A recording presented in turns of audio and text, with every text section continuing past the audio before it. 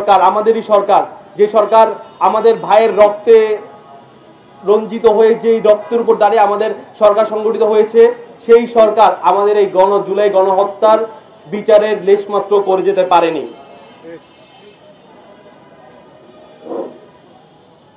তারা পারত কিনা আমি জানি না, তাদের উদ্দেশ্য ছিল কিনা তাও আমরা জানি না। একটা বিপ্লবের পর স্যার একটা মারে একটাই যায়, একটাই আহত হয়, বাকিটি যায় না।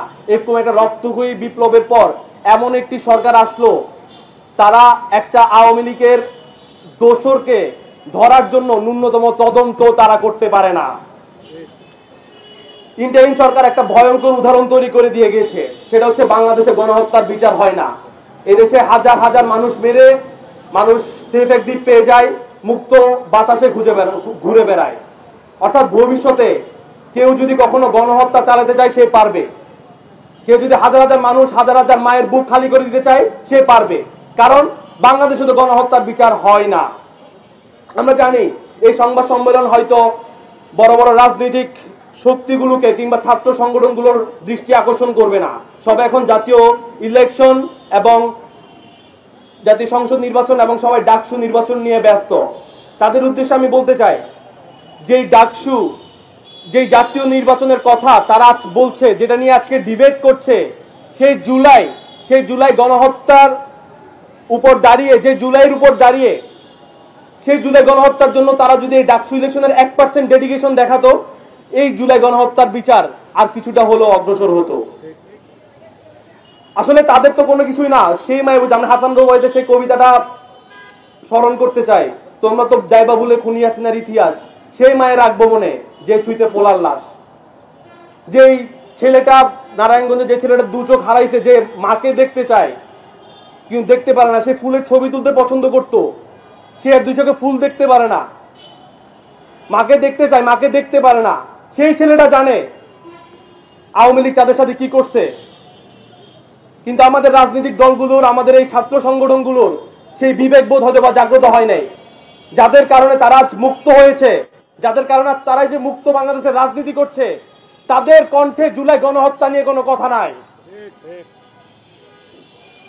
আমি এই জুলাই গণহত্যার নিয়ে আরো কিছু বলার জন্য, এই গণহত্যার বিচার সম্পর্কে আরো কিছু বলার জন্য আমি অনুরোধ জানাই। যাওয়ার পরেও সেই জুলাইয়ের কারবালাগুলোতে কতজন শহীদ হয়েছে সেই তালিকাও প্রকাশ করেছি, নিজেদের পয়সায় নিজেরা খেটে।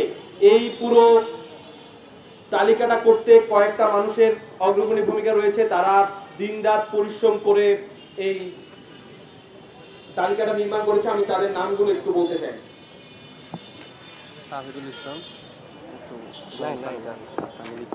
ছাত্রলীগ ওরা যে অস্ত্রগুলা ইউজ করছিল সেগুলার এক্স্যাক্টলি ধরেন যে ট্রেস পাওয়া মুশকিল, কিন্তু বিজেপি ওরা হচ্ছে গিয়ে ওদের সরাসরি ওরা রেগুলার যেই অস্ত্রগুলা ইউজ করে সেগুলা ইউজ করে হত্যাগুলা করছে। তো শহীদদের যখন পোস্টমর্টম করা হয়েছে, শহীদদের শরীরে যখন আঘাত দেখা হয়েছে, ওই আঘাতগুলাতে ওই বুলেটগুলা দেখা গেছে। আবার কিছু কিছু ফুটেজ, বিশেষ করে রামপুরার ফুটেজগুলো খুব স্পষ্ট ছিল, এবং রামপুরার অধিকাংশ হত্যাকাণ্ড বিজেপি ঘটাইছে, যার কারণে বিজেপির তথ্যটা আমরা খুব স্পষ্টভাবে এটা প্রকাশ করতে পারছি আর কি। আর পুলিশ, এপিবিএন বা আওয়ামী লীগের সেগুলো একদম এক্স্যাক্ট সংখ্যাটা দেওয়া মুশকিল। আরেকটা বিষয় অ্যাড করে রাখি, আপনারা যে 914 জনের কথা ভাবতেছেন, বাট এক্স্যাক্ট সংখ্যাটা এটা না, এটা 1400-রও অনেক বেশি হইতে পারে। আমরা জানি অনেক জায়গায় হচ্ছে গিয়ে গণকবর দেওয়া হয়েছে, অনেক লাশ ময়লার ভাগারে দেওয়া হয়েছে, অনেক লাশ পুড়ায় ফেলা হয়েছে। আমরা 5ই আগস্টের পরে কয়েকটা জায়গায় এগুলো খুঁজে পাইছি, কয়েকটা জায়গায় গণকবর খুঁজে পাওয়া গেছে, এবং এরকম বেশ কিছু খুঁজেও পাওয়া যায়নি। এবং একটা বিষয় হচ্ছে, অনেক পথশিশু আছে, অনেক মানুষ আছে যাদের এনআইডি কার্ড নাই, যাদের জন্ম নিবন্ধন সার্টিফিকেট নাই, এদেরকে হচ্ছে, যাদের পরিবার নাই, ছিন্নমূলের মানুষগুলা, এদের তালিকাগুলো আসে নাই। এদের তালিকাগুলো সরকার করে নাই কেন? যে ওর তো জন্ম নিবন্ধন নাই। এইরকম এই সেই সময়কার বিজেপি প্রধান, যিনি এখনো তার চেয়ারে বসে বসে বিপ্লবী বয়ান দিচ্ছে, অথচ তার সামান্যতম লজ্জাবোধ নাই, সামান্যতম তার ভিতরে কোনো মূল্যবোধ নাই যে আমার বাহিনী জুলাই এরকম ম্যাসাকার করেছে, আমি এই চেয়ারে এখনো কিভাবে বসে আছি। তো আমরা এইখান থেকে দাবি জানাবো, এই বিজেপি প্রধান এই গণহত্যার দায় নিয়ে তার চেয়ার থেকে সসম্মানে পদত্যাগ করবে, না হয় আমরা তাকে পদত্যাগে বাধ্য করব। তো বিজিবির গুলিতে আমাদের টোটাল কারা কারা শহীদ হয়েছে সেটা নিয়ে আমরা এবং বাংলাদেশ প্রোটেস্ট আর্কাইভ একটা কাজ করেছি, সেটা খুব দ্রুতই আমরা প্রকাশ করব। এছাড়াও বিজিবির গুলির পাশাপাশি আনসার বাহিনী, বাংলাদেশ সেনাবাহিনীর গুলিতেও হতাহতের ঘটনা রয়েছে। তো আমরা হচ্ছে এই তথ্যগুলো যে উৎস থেকে সংগ্রহ করেছি তা হচ্ছে বিভিন্ন এনজিওর তথ্য, জাতীয় পত্রিকা, সরকারি এমআইএস যেটা আছে, তারপরে হচ্ছে গেজেট এবং শহীদ পরিবারের সাথে সরাসরি যোগাযোগ করেছি। তার মধ্যে আছে, এখানে আমরা জানি যে গেজেটে সরাসরি এসেছে 844 জন, বাট আমাদের তালিকা আছে 914 জন।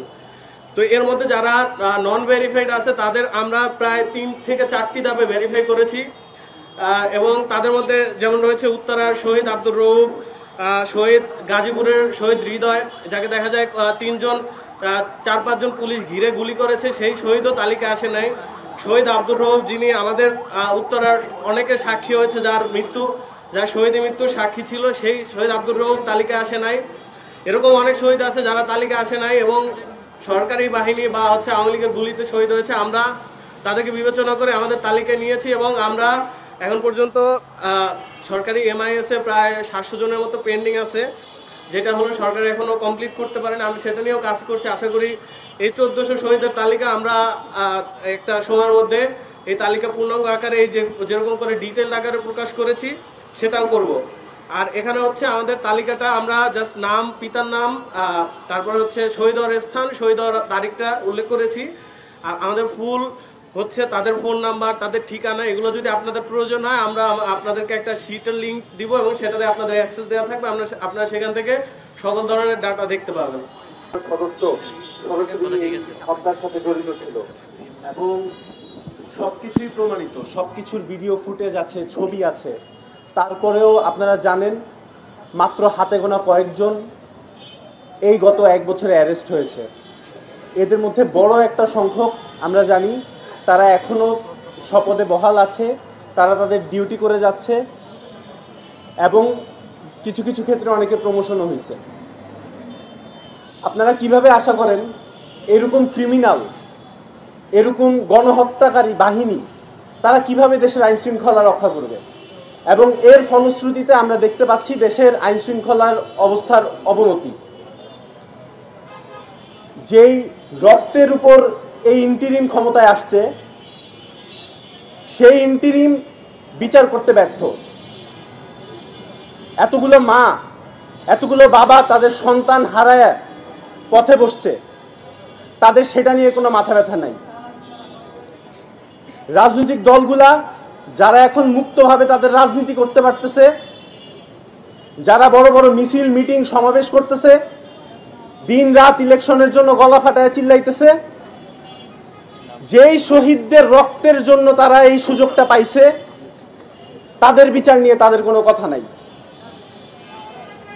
আমরা স্পষ্টভাবে সবাইকে মনে করাই দিতে চাই, 16 বছর যেই ভয়াবহ দৃশ্য আমরা দেখছি, দেশ যেই ভয়াবহ একটা ফেসের মধ্য দিয়ে গেছে, আপনারা যদি বিচার নিয়ে সচেতন না হন, আপনারা যদি বিচার কাজ দ্রুত অগ্রসর করার জন্য এগিয়ে না আসেন, ভবিষ্যতে এটা আবারও হইতে পারে।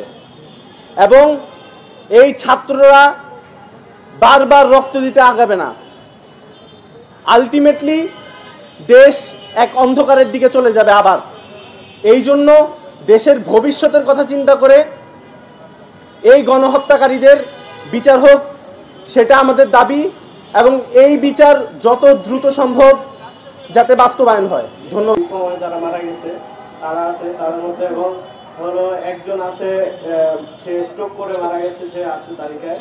এরকম 6 জন হলো বাদ গেছে, এবং তার বাইরে আমরা হচ্ছে যেটা করেছি, অনেকে তালিকায় আসে নাই কিন্তু হলো গুলিবিদ্ধ হয়ে মারা গেছে, তাদের হাসপাতালের নথি আছে, তাদের হচ্ছে সেখানের আপনার হলো ভিডিও আছে যে গুলিবিদ্ধ হওয়ার যথেষ্ট প্রমাণ দেওয়া আছে, এখানে সাক্ষ্য আছে।